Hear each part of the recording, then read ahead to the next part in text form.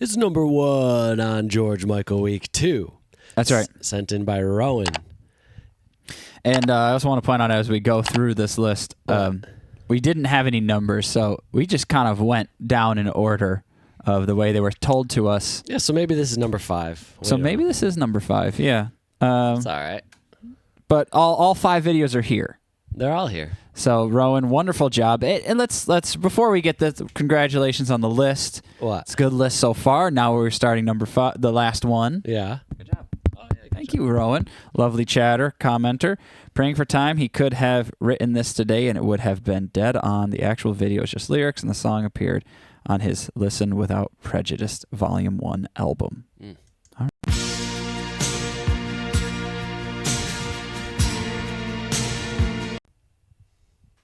Wow.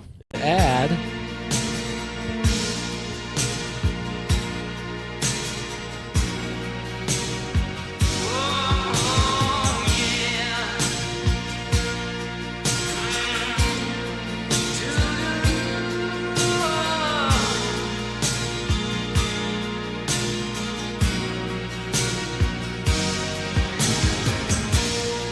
These are the days of the open hand. They will not be the last. Look around now.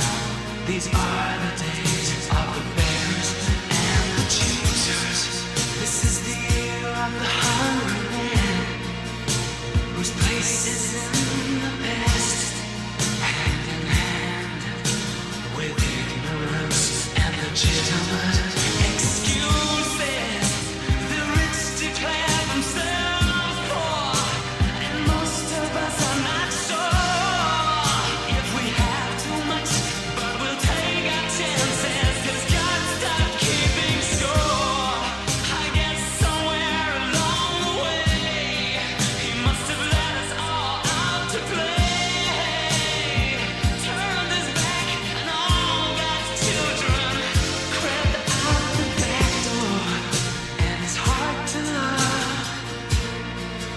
There's so much to hate, hanging on to hope when there is no hope to speak of, and the wounded skies above say it's much, much too late.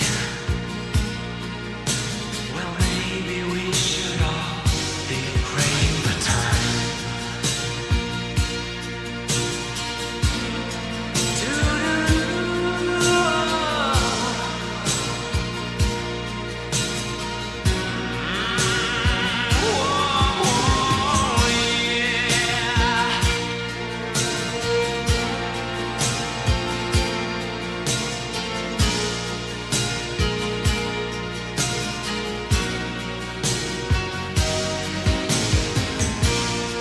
These are the days of the empty hand. Oh, you hold on to what you can.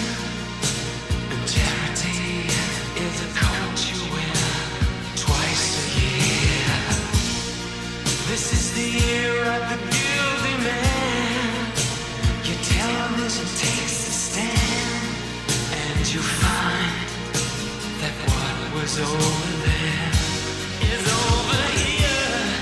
So you scream from behind your door, say what's mine is mine and not yours. I may have too much, but I'll take my chances, 'cause God stopped keeping score. And you cling to the things they sold you. Did you cover your eyes when they told you that He can't come back, 'cause He has no children to come back for? It's hard to love. There's so much to hate, hanging on to hope when there is no hope to speak of, and the wounded skies above say it's much too late. So maybe we should all be praying for time. Oh, wow. Well, might as well just finish it off. Yeah, I didn't know. I don't know. I felt like I was in a time warp during that. This is like, oops.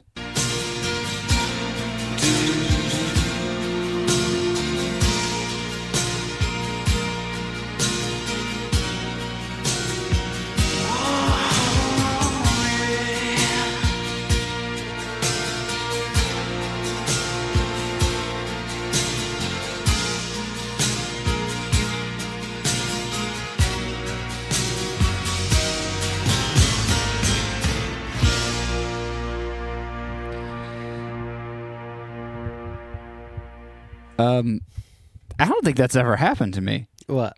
I thought I was like 2 minutes in.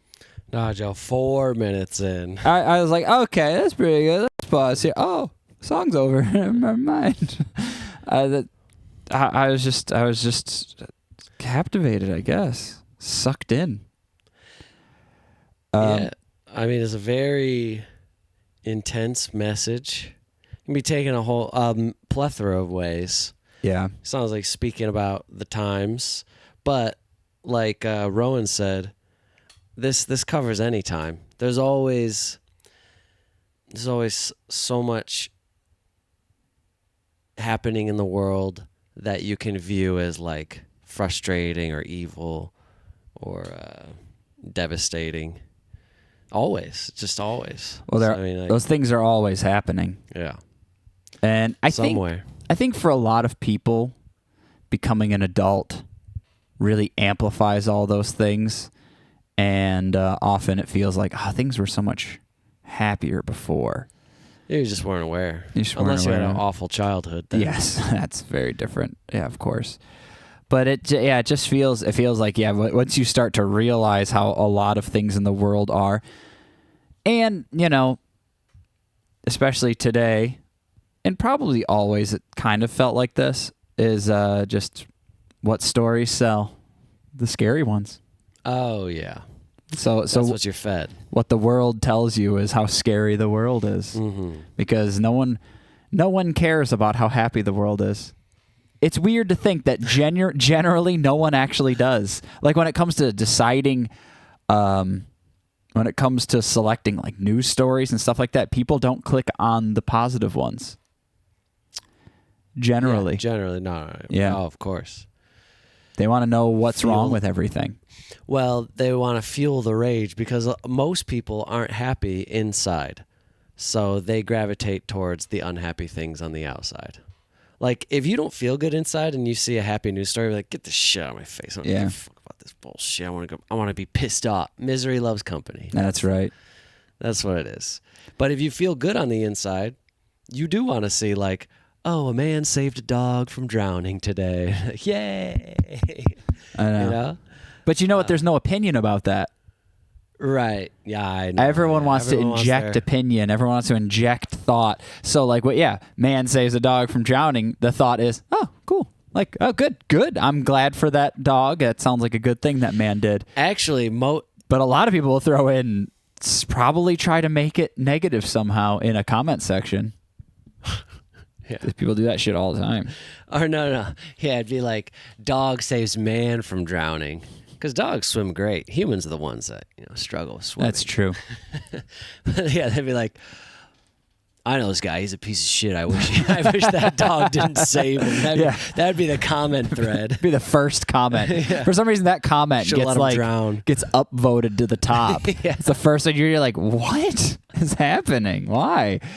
And I don't know. There's this like motivation. Maybe it's just. Well, I've come to the thought that maybe it's just all bots telling us to be negative and makes us crazy. But I think a big thing is that if you feel poorly inside, seeing something negative that kind of makes you feel above it will make you feel better about yourself. I think that's why things like reality television and especially like the Jerry Springer stuff, which sadly I have an hypothesis that Jerry Springer, like that daytime TV, Jerry Springer, Maury, and all those shows, Ricky Lake, Montel, those shows, Jenny Jones, those shows are ways for people to feel better about their own lives because these people are wild and super unhinged, and you're like, well, I'm smarter than them, and I know what's going. Like they're crazy. Look at me. I'm just watching them. I'm not, and so it makes you feel better about yourself.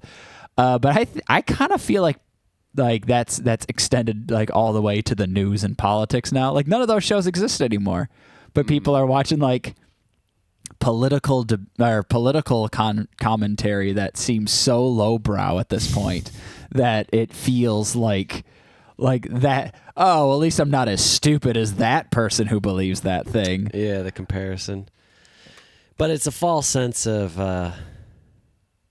adequacy, of righteousness. Yeah.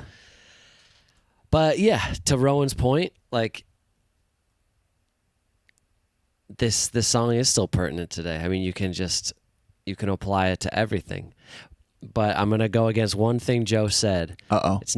There's probably bots today, yes, but not in George Michael's time. That's correct. So we can't blame the bots. We can only blame ourselves. We're the problem. The bots. We're also the ones who made the bots. So we made the bots. Yeah. The one thing that was really big that I feel like one thing that was really big in the 80s and 90s and is in a lot of art at the time is fighting back against like the superficiality.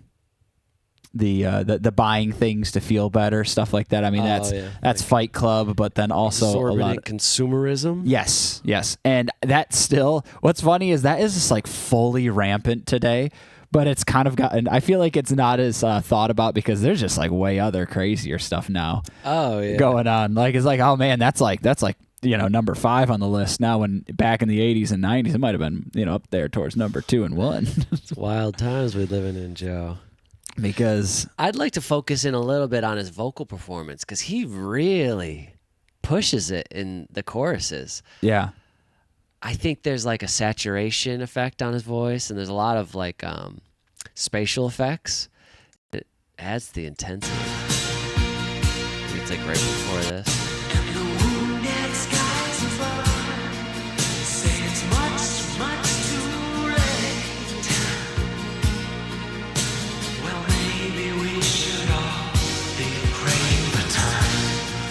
Right here.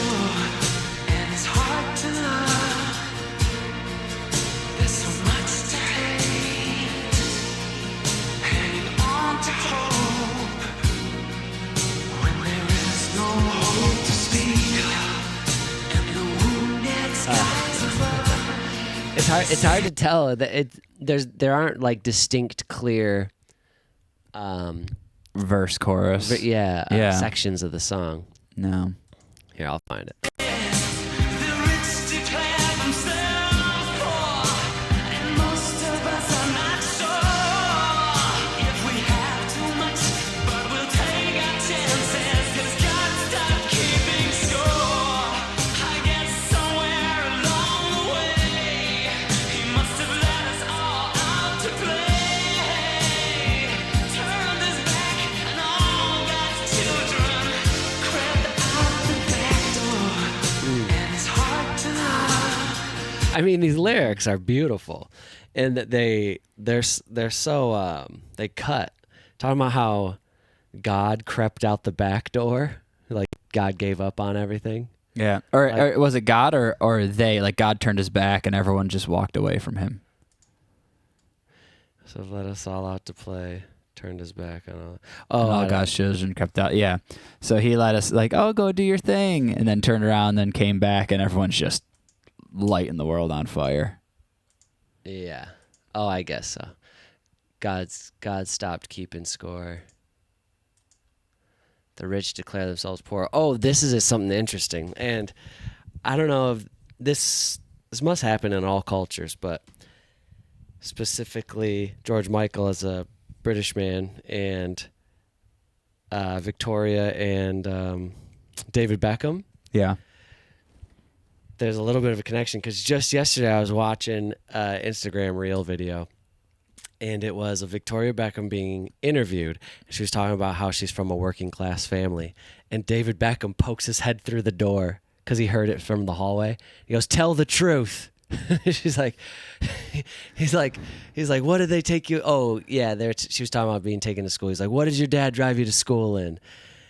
She's like, "Well, it depends." He's like, "Tell them." He's like, "What car did he have?" He's like, "Well, he had a Rolls Royce." He's like, "Oh, thank you," and then he just leaves. Boy. Yeah. And I guess the whole point is like David Beckham actually did grow up very poor. Yeah. But she's just from a wealthy family, and there's nothing wrong with that. She didn't choose. No one chooses to be born into any family, but she was just like trying to say like, being from a working class family, and then they're married. Yeah. And so, but he just was not having it, and he wasn't supposed to be like. You just see his little face poking through the door, like he just leans in. It's like, "Tell the truth." Tell the truth. But yeah, I mean, so a this- Rolls Royce too. That is like that is like I mean, if you said like Mercedes, it would be like, okay, yeah, that's an expensive car. But like a Rolls Royce is like an outrageously expensive vehicle. Like Rolls Royces, they don't even like you can't even buy an old Rolls Royce for a cheap price. Like you could have like a 15-year-old Mercedes that might be kind of more of a working class priced car or something like that. Yeah. But Rolls Royce, I don't even think you can buy an old Rolls Royce for cheap. And the other thing is just being driven to school by a parent is a luxury in itself. For a lot of people, For a yeah. lot of people, like you either ride the bus or you walk. For most kids. I was kind of thinking when he said, "What did your parents drive you to school?" And it was, well, my parents didn't drive me to school. Someone else drove me to school because we had a butler or something. Yeah, It's no. absolutely ridiculous. But I mean, she's literally Posh Spice of the Posh Girls. Of the posh girls, The Posh Girls. the Spice Anyway, Girls. so yeah, the rich declare themselves poor, and I know that my example was a bit silly, but like I think the more clear picture of is like rich people complaining about how they don't have enough. Yeah. Like we need more. Oh, we need to change this because we need more. It's like no, you don't. The poor Yeah, people yeah. need something.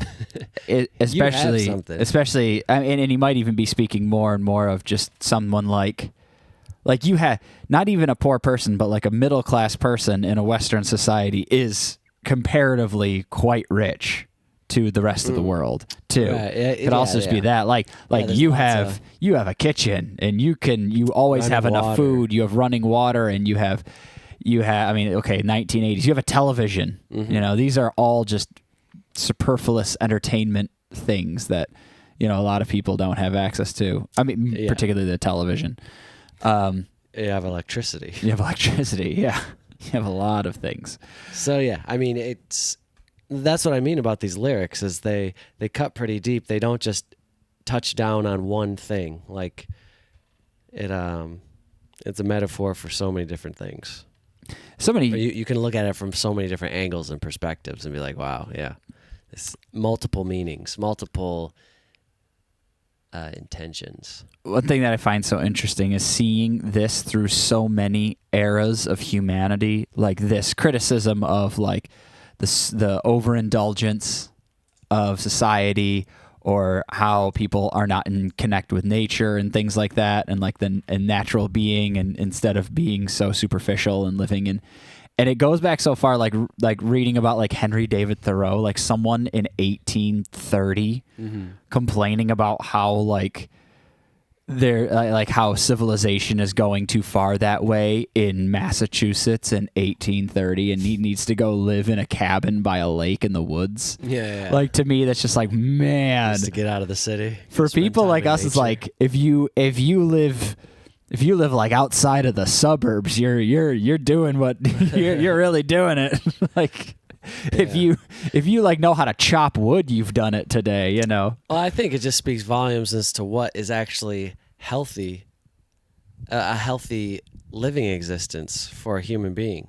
And what a lot of people find, not all, because some people are fine with living in a massive cramped city, but a lot of people are like, I can't live this. Like, this is not a good life. No. They could be wealthy. They can have a good job and all these things, but then they just realize like, this ain't it for me. Like, I need to get out of here. I mean, today it's considered living like a like an off-brand or like an alternative kind of like old school lifestyle by having a flip cell phone, like an old cell phone. You still have a cell phone, Yeah. but like it's just not a supercomputer in your pocket. And you're not on social media. Like that's the Henry David Thoreau living on a pond in a cabin comparison to today. Well, it's like now we have, we went through the Dark Ages, and then went through the Renaissance, and then now we have the option, and I guess starting in the industrial era where this David Henry Thoreau man lived. Yes. Like you have the option to just, like if you have enough money and you can buy some land and just go live in nature. Like, Yeah. That's afforded to you. Whereas like in the Dark Ages, you were just a peasant, a borderline slave, and you couldn't do these things. Yeah. And so it's just, I think it's interesting now that people have the more free will, that a lot of people are like, yeah, I'm going to go do this. I'm going to go like live in a camper. I'm going to go live in a car and just like be out away from civilization. Like, this is not for me. Well, Mike, today we choose to be the slaves as opposed to back then you were forced to be the slave. Man. Yeah, I was learning about the Dark Ages.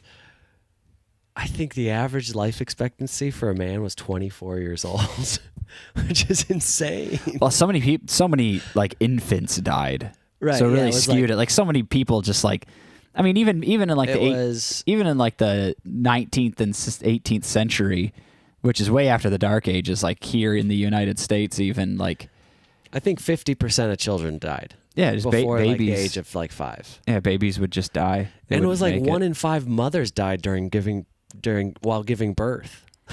And they were probably all under crazy. 24 as well, just giving birth. I know. I was learning about it. It was all blowing my mind. I was like, oh, this sounds terrible. Because like if you didn't die at birth or giving birth, I think you still lived into like your 50s and 60s. Right. You just had to get through like yeah. You just had to make it out. Yeah, unbelievable. It's absolutely anyway, that's incredible. a bit of a I don't know where we're going anymore. This is for a whole nother episode. Yeah. Well, his lyrics. This is what I say. Like when you write deep, meaningful lyrics, you could talk about it for hours. It gets very philosophical, and you reflect on all of history, the history of mankind. Yes, I believe we stopped at the Dark Ages. Let's go a little earlier, please. Can we get a little further back? No, yeah, we'll end it there. So thank you to Rowan, and this was wonderful. George Michael is incredible. Rest in peace. Yes. And I hope we get a George Michael week 3. Maybe some more live stuff. A whole George Michael live. Yeah. Both weeks of George Michael we've done have had one live performance. And they've been wonderful, and I need 5 more at least. Yeah, at least. All right. See you later. Bye.